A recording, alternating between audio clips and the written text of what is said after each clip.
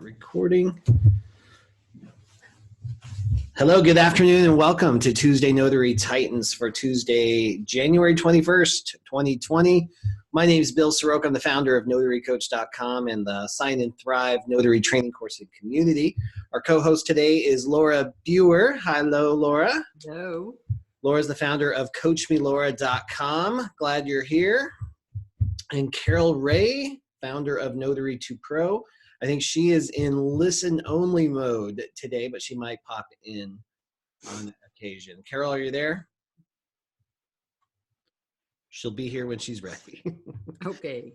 So let's go ahead and just check in a bit at Laura. What are you excited about this week? Well, I'm just thinking, first of all, I'm excited because the wedding's almost here. The first is almost here, and we're down to actually doing everything, you know, getting the flowers, picking up the stuff, baking the cakes, all that stuff. So that's very exciting. And then the other thing I'm thinking about is how many signings, it's a math problem. How many signings will it take to pay for an $8,000 plumbing problem? Yeah, got that news today. Oh, ouch. I'm thinking, okay, what do I have to do to take care of that? I'll be working hard. Build an outhouse. There you go. Yeah, well, while they're doing the work, there's no use of those commodes. Let me tell you, showers only. So, yeah, not the best news I had today, but I will say this. Here's what I'm excited about, is that, you know, it's a money problem. You fix it with money, you move on. Nobody's dying. You know, it's not the end of the world. It's just an annoyance, and that's one of my new tiny habits, is using different language and vocabulary to describe my concerns. Rather than saying, oh my God, the world's coming to an end, I've got to take care of this. It was, okay, what do you need? How long is it gonna take? Where do I get the money? And there you go. Yeah. Move on. I love that. Love that. Lots of power in that too. It's that whole response philosophy on it. Love it. Exactly. Love it. Carol, I know you're... Oh, you're here. Good. What are you excited about this week? Well, the longer time that we're sick, the quicker it's going to be that we're not sick anymore. I don't know. This has been rough. We're all 4 adults. I got 2 grown daughters and my husband, and we're all hacking and coughing and spitting and sneezing. It's been going on since Thanksgiving, so I apologize, but I sure didn't want anybody looking at me today. No, I totally understand, and thank you for being here anyway. We really appreciate it. Oh, I would miss this if I wasn't here. I enjoy this very much. Yeah, right there with you. All right, well, let's jump in. Anybody who's live on the call have a burning question that you'd like to ask live? You can raise your hand. You can just unmute. We've got our first hand up, though. We're going to jump right over to Ruth. Ruth, how's it going? Good. Life is really good right now, even with all of my hiccups since the first of the year. But my question is how, and I am a very matter-of-fact person, Bill, as you know. I am not altruistic. I'm real. So how do you stay altruistic when telling somebody, hey, you're late on your payment? And when you say people, do you mean your clients? Yeah, signing companies, title, escrow, whatever. Like I said, I am not that altruistic. I'm a real person, and I am just not that nice. It's one of my tiny habits I'm trying to change. Nice. Just add the warm and fuzzy to it, you mean? Yeah, well, like this morning I sent an email off to one of my signing companies that says, just, you know, it was real quick. It says, just a friendly reminder that your payment is now 7 days past due. Please update me on the status of the payment cycle that you guys are on, because they are on a net 30, and 30 days ago was 7 days ago. So I don't know if that was like the nice way to put it or anything. I mean, I do taxes for a living. Come on. Can I interject something? Sure. Yeah. One of the things that I found was helpful, especially at those companies that I became close to, and I'm sure those are the people you're talking about, because if they're just the people I've only done a little bit of work for, I got nasty with them when they didn't pay me. But when you're close with companies, I used to call and say, hey, Helen, or whoever it was, you know, things fall through the cracks, and it might be my cracks that it fell through, but I don't show a record of receiving the payment for whatever date it was or whatever signing it was.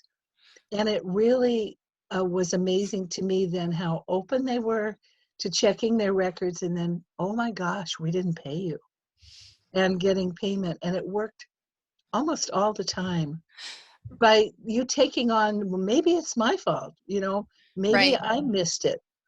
And it's a whole different attitude that kind of seeps into the conversation, and it makes it so much easier.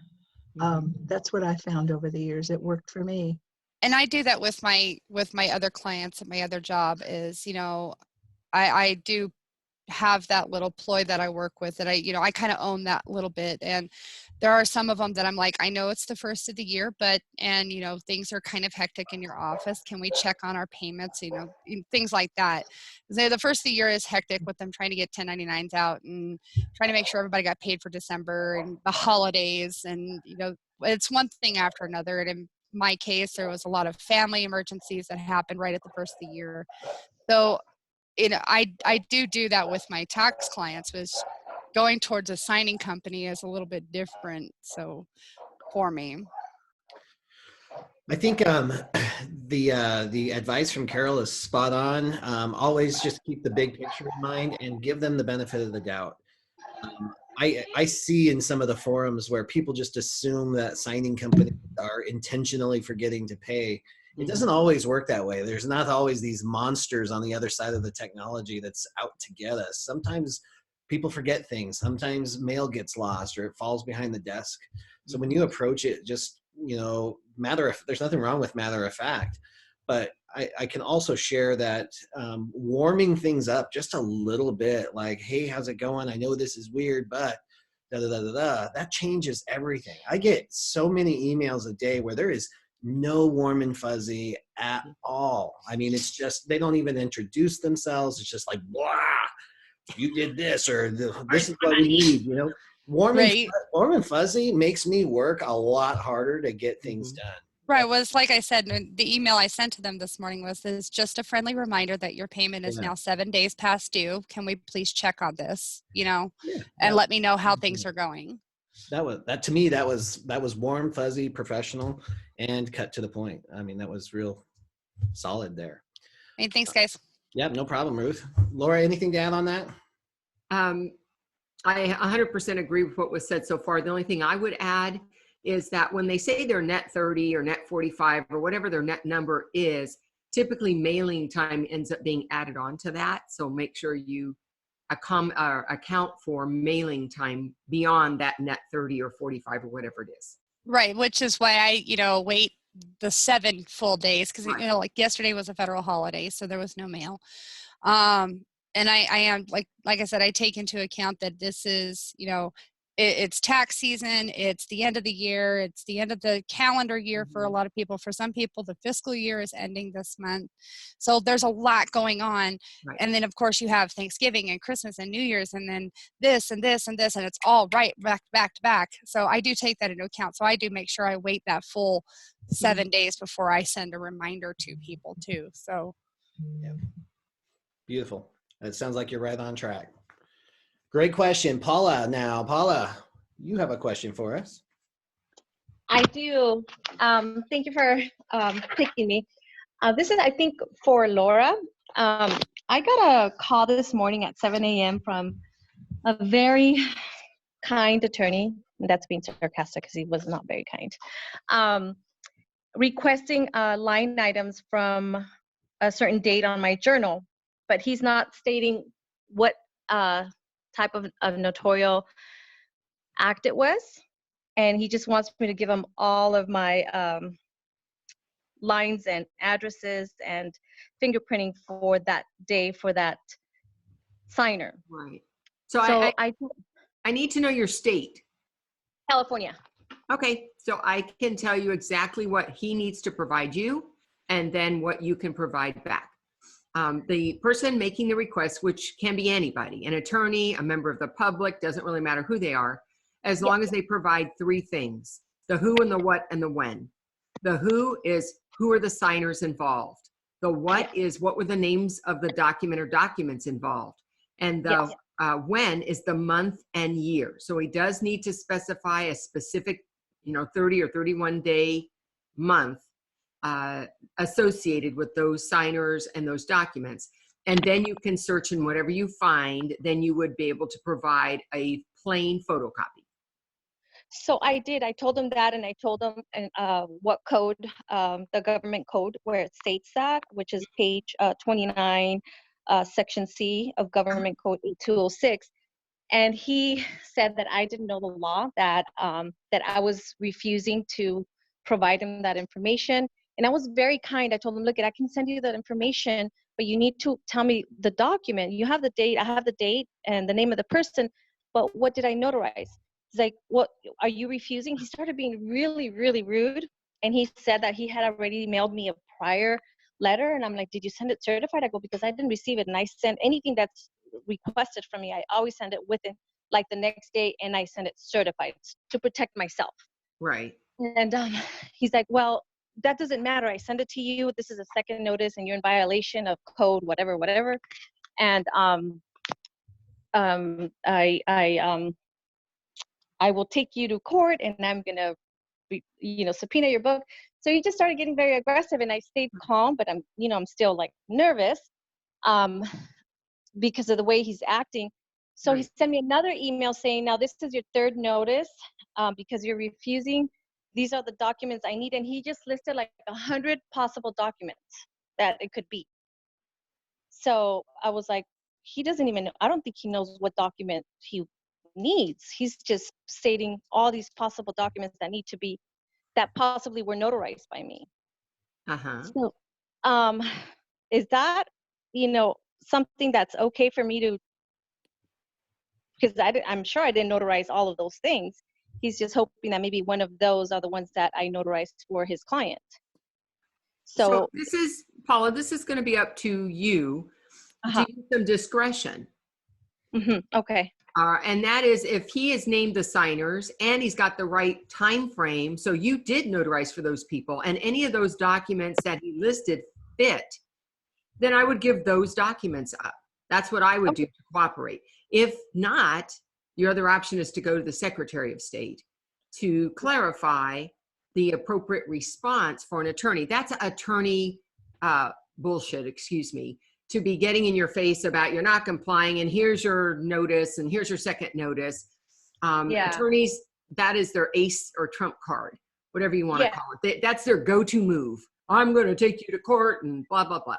So if you can possibly accommodate the request with the information provided, why not? If you cannot, then talk to the Secretary of State.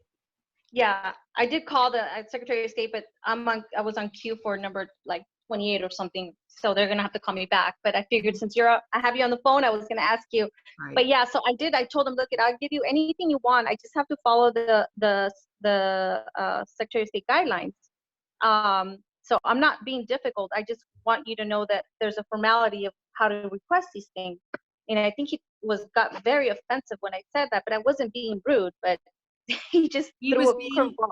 He was being an attorney. Yeah. Apologies to any attorneys on the line, but I've had my share. And some of my closest friends, many of them are very connected to attorney world anyways. And they tell me the go-to move. You want something done? They know the key words to get us all upset. Yeah. All right. Well, that's what I wanted to know. I just thought, and he made the mistake too when I first called him to say, you know what, I don't know what document it is. I go, well, you need to know that. So that's why I think he sent a second email and put all these possible documents I could have notarized. But and this email I got from a legal company is a scam. Sorry, I think that was something else. okay. Thank you so much, Laura. You're welcome. Yep. Thanks, Bill. Paula. Excellent. Yeah, deep questions. Who else? Anybody live on the call have a burning question before we jump into the presentation? Noel has one.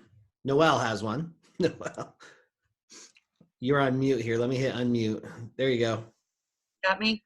Yeah. Okay. So I learned something today. So I've been doing this a few months with y'all's guidance of the loan signing. And so it's more of a trivia question. The difference between a CD, a closing disclosure, and an Alta. So usually when you're looking at them, they appear very similar. And so I had a reader doing a package, and he noticed that there were some variations. Do you guys know the difference? Well, there's lots of differences. Which one are you looking for? Well, so here was the deal. What I didn't realize, so here in Florida, they actually can be very similar, like line item for line item. What I did not understand until today was that the CD is basically federal government because it replaced the HUD-1, correct? Is that right? It did replace the HUD-1. Yeah. So with it being a government, a federal government, it's the way they want to see the numbers. So it's like the new math, core curriculum math, whereas your Alta statement is based on your state and how they look at it. So here in Florida, it's by the Florida Land Title Association, and every state's going to be different. The CD, the format for the new math that was created for it was part of that whole Franklin Dodd rollout. And so that's why it's formulated that way, because of the way the states and Franklin Dodd, those two senators, the way that they did their math, and that's how it was put together. Interesting. I thought so.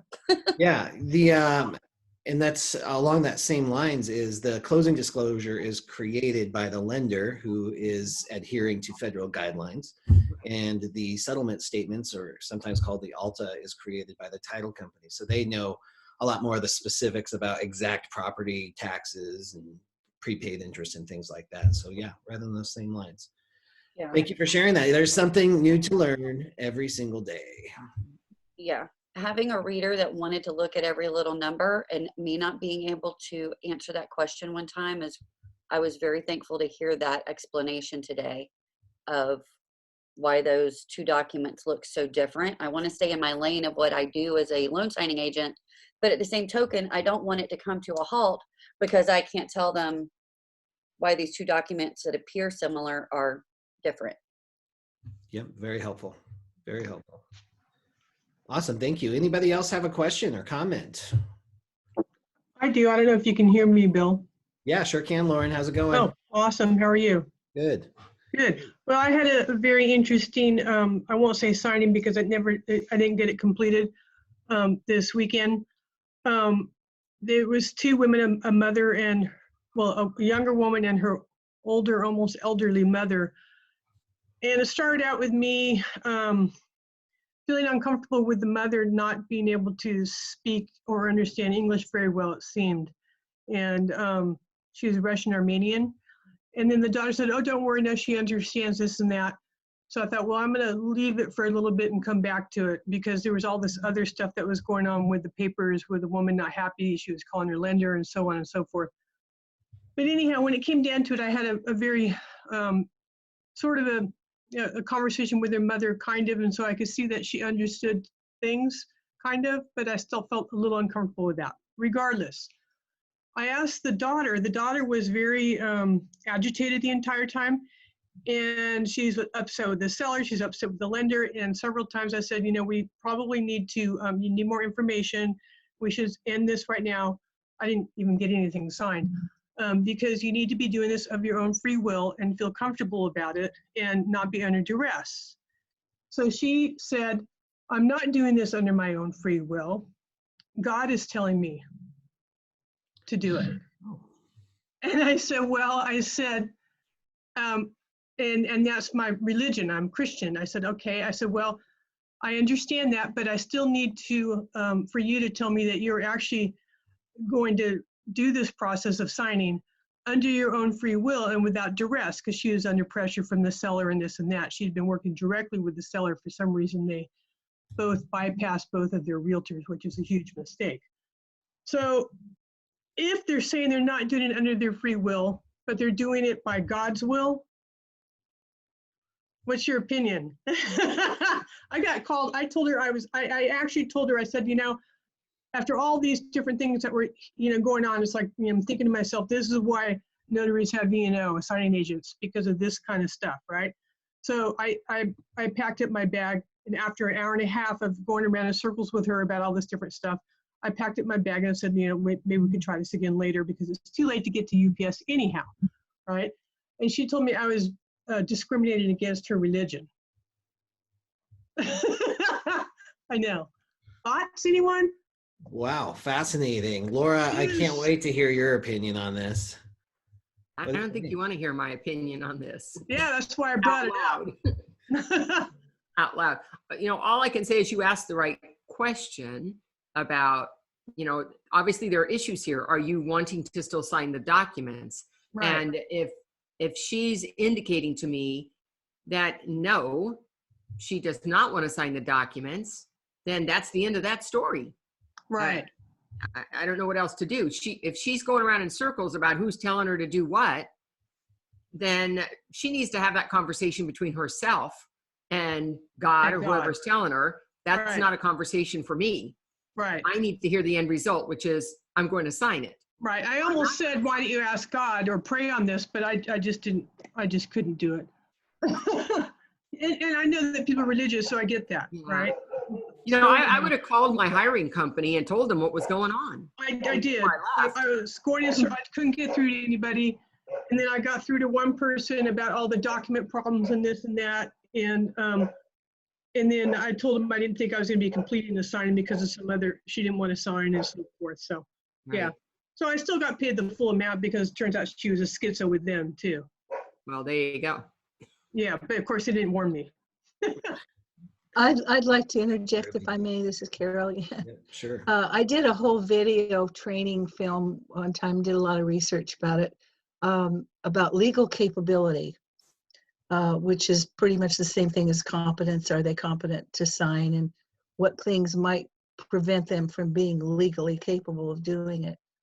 And what you said, first of all, Laura's absolutely right on, as she always is, but I always say one thing, you know, you've got to, when you don't have an absolute black and white situation, go with your instincts, go with that gut of yours. And if it's telling you something's wrong, get the heck out of there, because something's wrong for sure. Right. Yeah, I tried several times to get the heck out of there. It was unbelievable. And it was like, she kept pulling me back, you know, and then finally it's like, I'm sorry, I've got to go. And, you know, so I left. She couldn't believe it.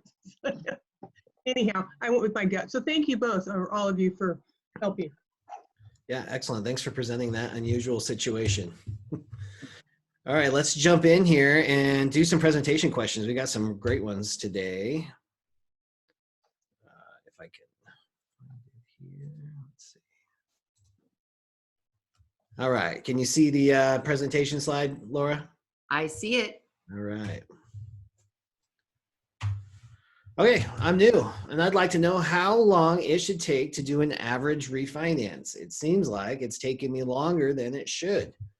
I'm in California. Well, there's a keyword there, California. So typically, especially with the line item stuff, Laura, you guys are still looking at about an hour, right? Yeah, it takes me about an hour, and I've been doing it for 16 years. The only time it doesn't take me an hour is when I have one signer. Then it's about 40 minutes. The other reason it might not take me a full hour is I get lucky and I only have 3 or 4 documents to be notarized. Then, you know, because it's the number of documents being notarized that adds the time because of the line entries in the journal. And of course, the extra time of filling out the certificate. So if you're new, I could see you taking over an hour and 20 minutes to an hour and a half, even if you're just, you know, you're not able to multitask within the appointment.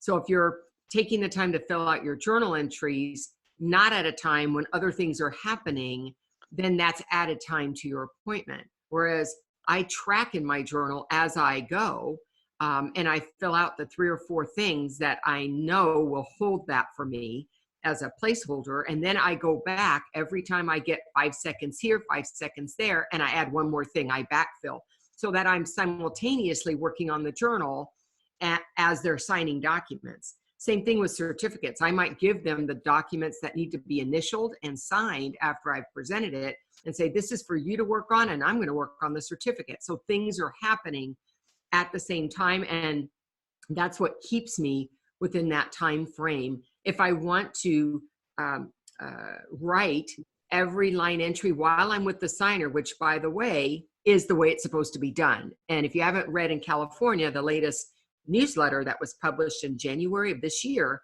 from the state of California, the expectation is you don't pre-fill out your journal. It's not a planner. You fill it out at the moment that you're there and not after the fact when you get home. Yeah, and this is, for me, in my experience, the real power of getting lower time or really efficient is having systems in place. And part of those systems was the scripting I created. So my signings started to look exactly the same. I did the same things before every signing. Every signing, for the most part, as far as what I was talking about, was systemized and in order. And then I do the last 4 things after every single signing. So everything just falls into place, and it really, really made me efficient at doing these signings. So sometimes you can get down to those 30 minutes, sometimes even 20-minute signings, depending on what type of package they are.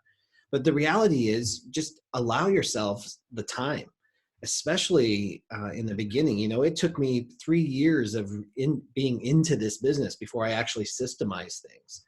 So, but by then I had a little bit of the flow down that I could just hone a little bit. So give yourself some time. Don't be on a rush to do these 30-minute signings or 45-minute signings. You know, give yourself that cushion so you do it, you learn it correctly. That's what I advise my students. Don't worry about the time it takes. You're not going to have so many signings that you have to worry about getting back to back, and they need to be carefully planned and carried out. And each time that you do a signing, you're going to find one little thing that you can shorten, change a little bit, and, you know, give it a few months. Don't worry about it. You're in the learning stage now. You want to do everything you can do to keep from making mistakes, make people feel comfortable, and just don't worry about the time. When you start getting really, really busy, you're going to be so good, then you'll be able to get through those 45-minute or 1-hour signings. You know, and there's another thing. One of the shortcuts, I did a workshop on don't rush the signer. And it was about the journal for California particularly. And I use stamps, like the word acknowledgement is a stamp that I can just stamp, stamp, stamp, stamp in my journal. I have a date stamp. So using stamps help reduce the time it takes for me to manually write things out. And that was another trick that I had, was all these different stamps that I could put in when I have, you know, 10, 12 documents to notarize. And to kind of wrap Can I up. comment on that? Yeah, absolutely. Who's that? It's Paula. Hey, Paula. So what I did is I created an invoice with all the standard forms that are in a loan packet. And I do a check mark for when I'm going over the documents. I'm checking what's in there, whether it's a, you know, a deed of trust, a grant deed, so that it doesn't delay it doesn't make the signing take too long, and you're organized. So you know exactly what needs to go on your journal as you're doing the presentation. And then I've made a little acronyms for certain forms on my journal to specify on each of my lines too. So I don't know if you guys have the modern notarial journal. You can make an acronym and show what a meaning is for a document that maybe not on the little your journal entries. So you can create that and then add it so it goes by a lot faster. But anyway, as I'm checking off, I check if it's a husband and wife, if it's just a female, if there's a loose certificate. So all those little check marks are on my invoice. So also when I submit my invoice to the, you know, companies who hire me, they know if I miss something because it's not on my invoice.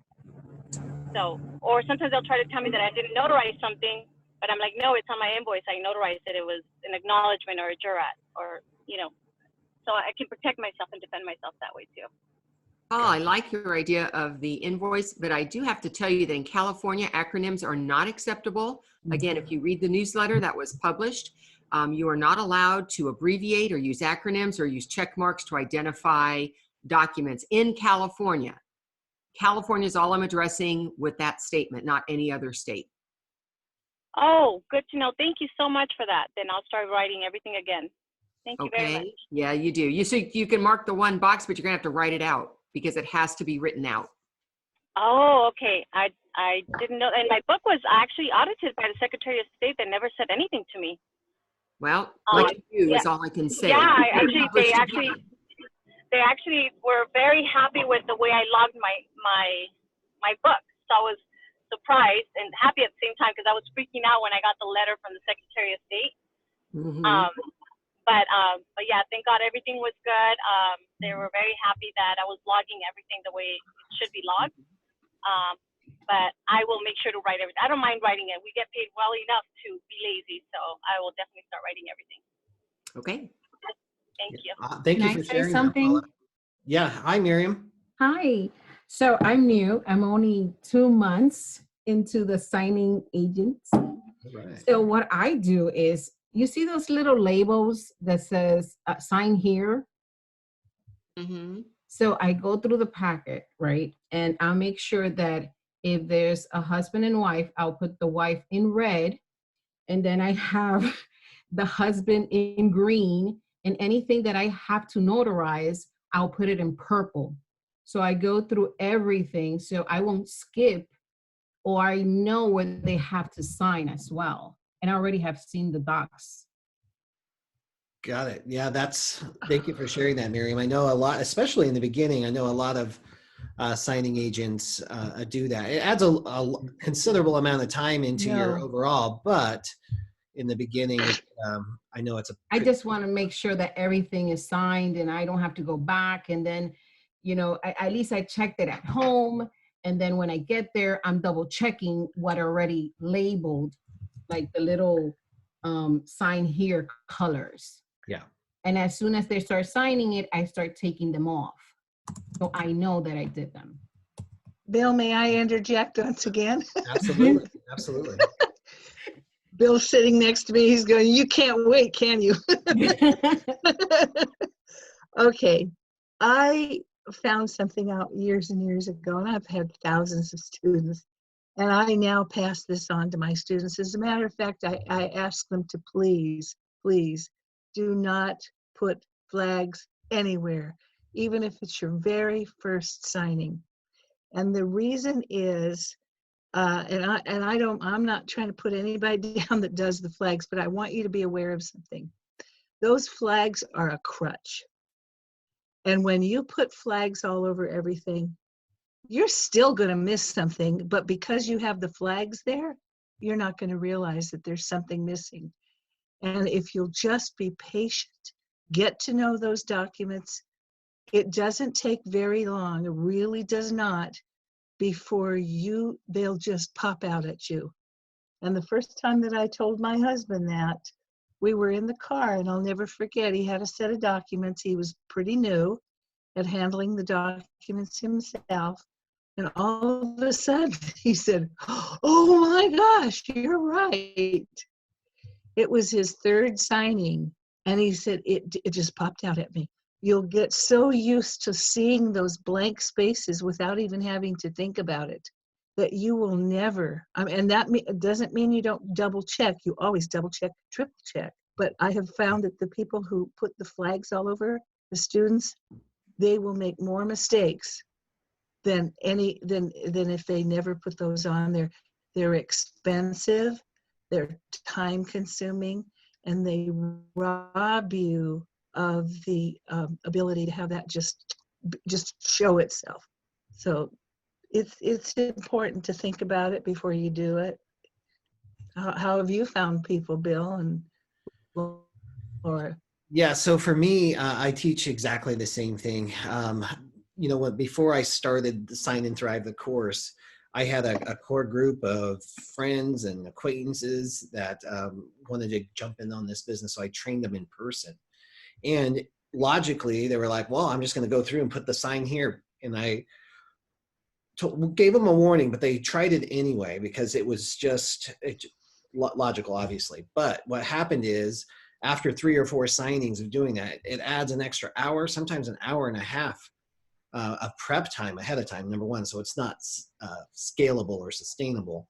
But what happened is as soon as they weaned themselves off of the bright colored paper, they missed, like in one package, not even dramatizing, it was 26 signatures in one package because they had trained their eye to look for bright colors of paper and reminders, and they did without those. They just flew through the signing and missed a lot of signatures. So everybody learns on their own. So do what's best for you, but just know that there's 2 sides to every coin there. And it's a great feeling when I get calls from brand new students, brand new. I didn't make one mistake. And they called me again. And you hear that over and over again. And I'm like, I'm so glad that I really I can't boss people around and tell them what to do, but really kind of encourage them not to use those things as a crutch. Sure. Excellent. So, Sandra, I saw your hand up and then I lost you. Do you still have a question?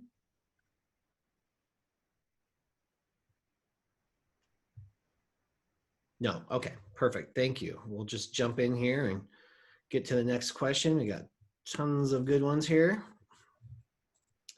All right. I'm in Florida and I'm retired. My ex-employer paid for my bond. My question is, am I still bonded? My commission expires in 2021. Laura, what do you say to that? So I say the bond is a type of insurance that's a sink, meaning you pay for it all up front and it's good for its remainder unless you resign from being a notary. So you are still bonded. If you had E&O insurance, that's different. And they can tell you to cancel it so they can get the credit for whatever's remaining.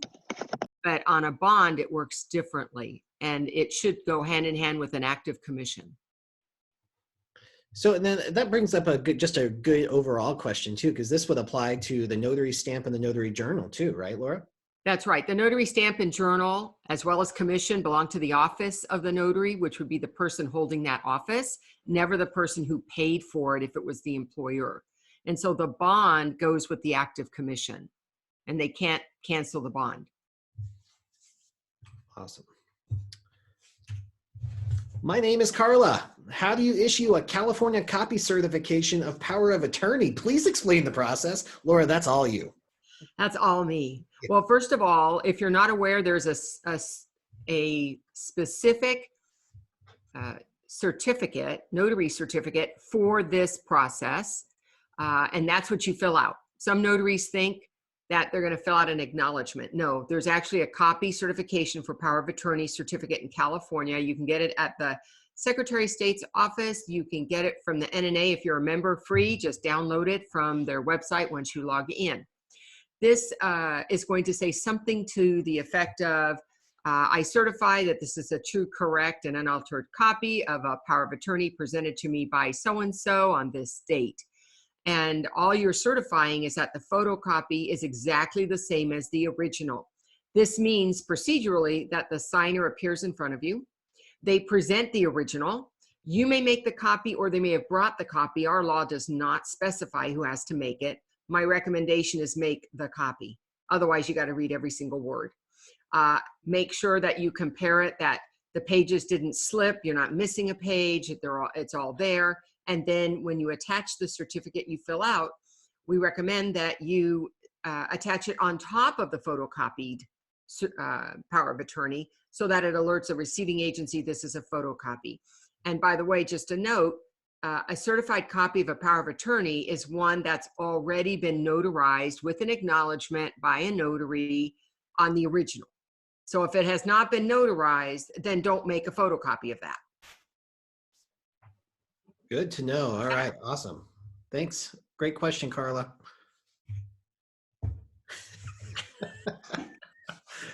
My favorite question of all time. I'm just getting started. What do I do? I actually hear that a lot. And somebody says, I just got started. What do I do? So they both started laughing. Carol, you wanna jump in on this one? Are you available? She may not be. Carol? Carol, are you there? She's muted. Yeah, I'll unmute, but oh, Yeah, sorry, I'm muted. there you go.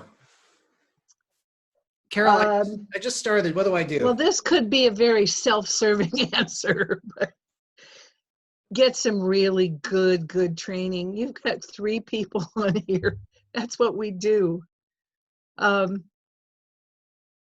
I talk about, I'm kind of the foundation person. I've been doing this for a long time, years. Getting the babies going, getting them out of the crib and out on the street. Bill propels you into more areas, gives you so much opportunity to learn how to do other things, establishing yourselves in ways that are invaluable. Laura now has, I'm so proud of Laura. She has a place where you can see all of these wonderful training videos that she has on all kinds of different things.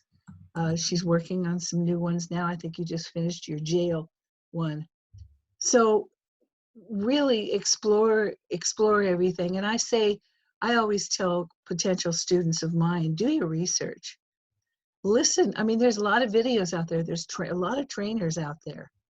You need to go with people that you feel comfortable with. You might watch videos from other possible trainers. You may not like their style. It may not be what you are looking for.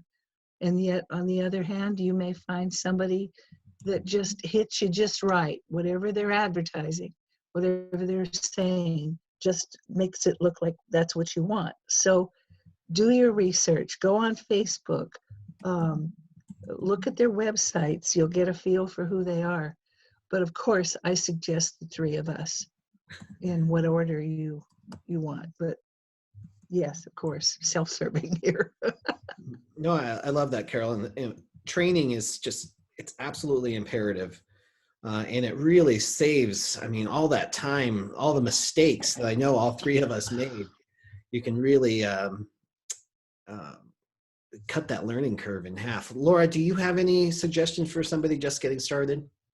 I agree with Carol, which is see if you can find somebody who's ahead of you that has demonstrated their expertise or knowledge and their success in the business, because that's who you want to emulate. That's the path you want to take. And if somebody's already developed that path and it's the one you want to follow, then I say, work with them. And not any one coach has all the answers.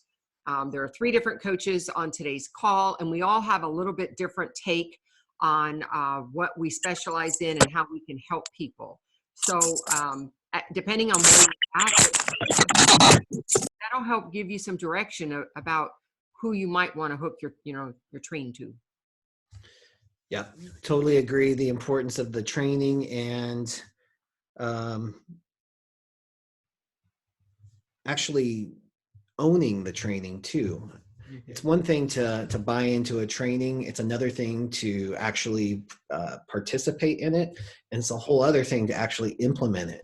But this can be a relatively simple business that you can constantly refine every single day, learning new things. If you treat every appointment like an opportunity to learn and be better, you will get better and better and better at this. You can cut that learning curve even more. And then if you actually implement what these strategies that you're learning on how to build relationships, how to stay in touch with people, top of mind, expanding and sharing your journey and really treating this business like the business that it is, you will be rewarded for that. So I have to, I guess, default right back onto training for that. 3 Amigos. One of my favorite movies of all time, by the way. Fabulous. Okay. From Arizona, I'm relatively new mobile notary, and last couple of signings have had 7 or 8 documents each that required notarization. In my state, we are required to have a line entry in our notary journal for each document and each signer. It has taken me 20 to 25 minutes just to fill out the journal and then have signers sign the journal. Is it okay to pre-fill the journal except for the signer's signature? Also, is it okay to pre-fill out the document requiring notarization except for my signature and my notary stamp? So I think, Laura, I saw you actually answer this in the chat window down below. Yes. For Arizona, I know pretty typically in states that require a journal, they really don't want you pre-filling the journal out because they don't want the empty lines or the mistakes. Right. Right. So, but I have not heard in Arizona that they're so strict that they actually say something, even in. It's not prohibited. Perfect. In Arizona. And of course, using the efficiency stamps is another way to cut down the time and to make sure everybody at the table works at the same time, cuts down some of that time as well. And if you feel a need to pre-fill out on occasion, meaning maybe you realize this is an unusual signing that's going to have an unusual number of notarizations, or you know you've got to get out on time to get to that next appointment, there may be times where you may decide, I need to pre-fill this out for this particular order. I just wouldn't make it my practice. Yeah, totally agree. Joe asked an interesting question too, Laura. Can you post-fill some info after the signing? Well, I'm going to tell you that every state that I've seen that requires journals, it's expected that they're performed contemporaneously, meaning at the time, not later on. Now, is it possible that that may have to happen for extenuating circumstances? Sure, it could happen, and who's going to know, right? Today was a problem. I had to go, but as soon as I had my opportunity, I backfilled what was missing. I mean, in the end, you have a complete journal. Again, you never know when you're going to be audited. You just never know when something's going to happen to you. So I would not be saying that's a good idea, because I don't think it is. But I am saying is if it happened, I wouldn't freak out over it. Perfect. And yes, just to touch base, Jim and Kurt, who I happen to know, are in Arizona as well. This is, yes, in Arizona, there's an expectation that you have a separate signature line for every person on every document that you have notarized.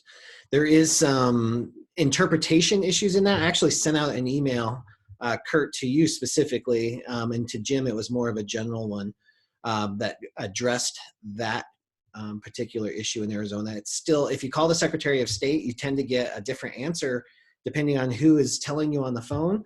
But Laura, and we actually did this on the TNT where we just said, look, the best practice, if you really want to serve the intention of laws like that and protect yourself, protect your public, then it's just a best practice to fill in those lines for each signature, each signer on each document, just like California is required to do.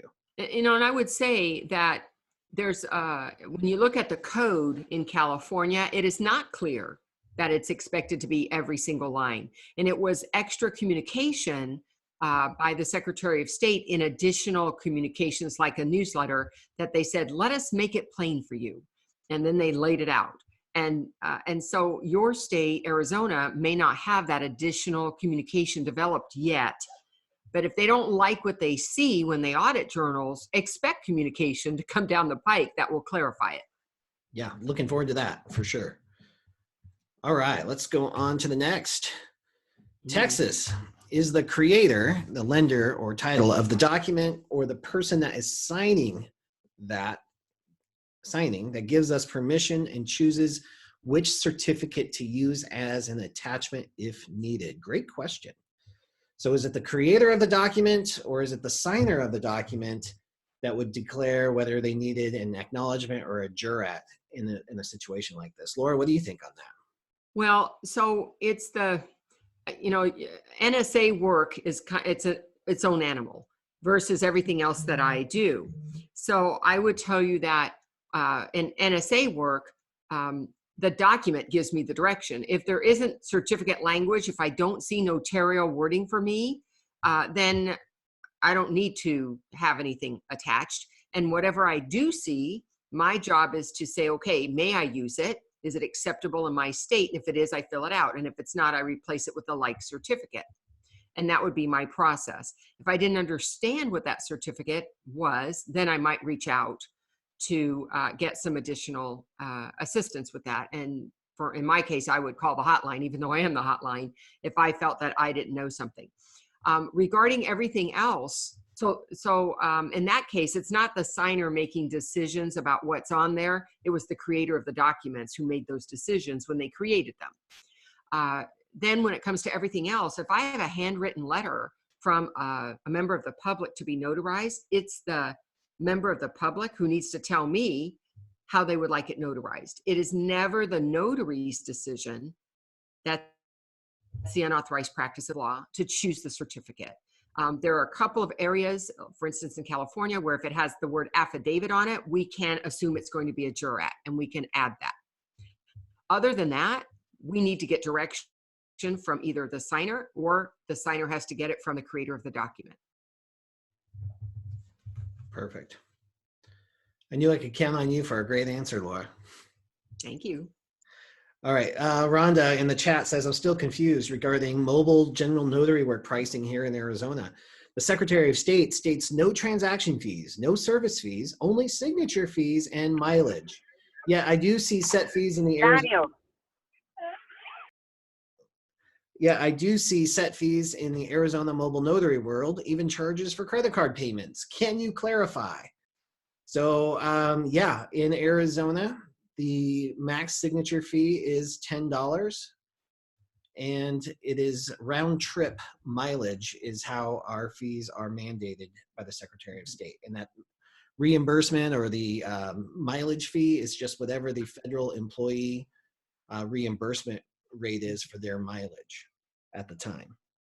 So that is technically everything that we can charge for when it comes to notarial services, which is, yeah, Jim, thank you, 44.5 cents per mile, round trip. And that's how those fees work. Now, Laura, there are some things that are measured outside of Notarial Act fees, right? There could be. Yeah. It depends on how the law specifically states. There are a couple of states that really box you in, and they basically say you cannot charge for anything else other than what we said.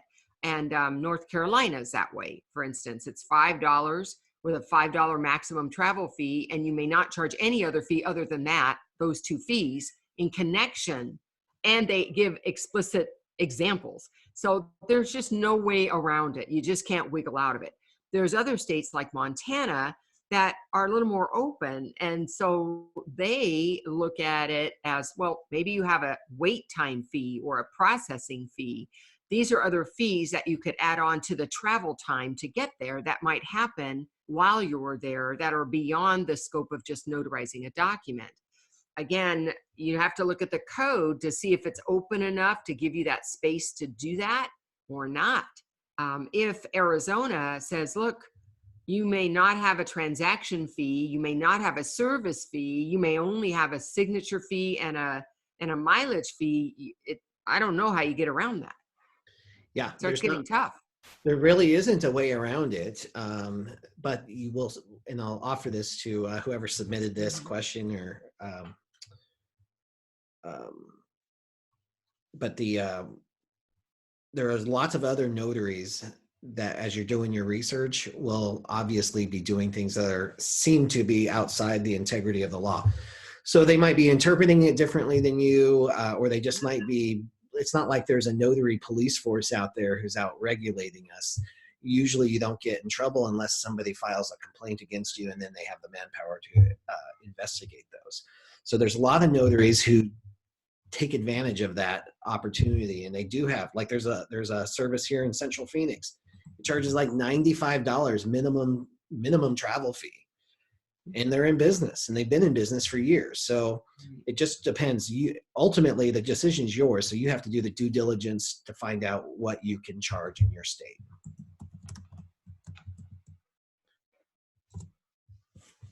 All right. I'm wondering. Bill, Yes. oh, sorry. Yeah. I talked to you earlier. I'd like to just take a couple of minutes and let people know about the primetime notary thing. Is this Yeah. a good time? Do you want me to wait a few more minutes? No, perfect time. Go for it. Okay. I want to let everybody know, if you don't know already, excuse me, we formed another group, and I'll tell you who is involved, and it's called Primetime Notaries. We're going to be having this video much the same as we do TNT. It's going to be every other, second Thursday of every month at 4 o'clock in the afternoon, California time, which means in the East it'll be as late as 7 o'clock, and in a couple of states it'll be 5 o'clock, such as Arizona. And what we're going to be talking about, this is for all of those students of mine for the last couple, 3 years, who are in their 50s and 60s, and even a few people in their 70s. No longer do I have 20s and 30-year-olds. And we're going to be talking about the things that affect us as we get older. The 4 people that are going to be on it every time will be a panel. There's going to be myself. There's going to be Phyllis Traylor, who is quite well known in Texas. She owns the Texas Notary Training Academy, and she's very successfully doing that in Texas. We also have Valerie Dennis, who I don't know if she's on this today, but she is, she's all these people are my students, but she has become very successful, and she is the co-founder of the Safe Haven for Notaries, a Facebook group whose leader, Jason Brownstein, we lost not too long ago. He passed away, and it was very sad, but she's a great gal. And then we have Beth Hathhoot, who is also a successful student of mine in Arizona, and she's the one who came up with the idea of this.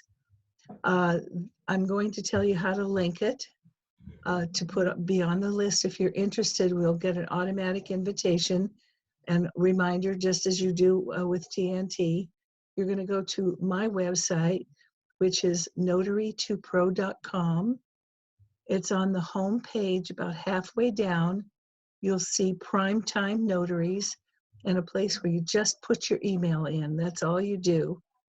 And if you have any suggestions or ideas about what we're going to be doing, you can send us an email.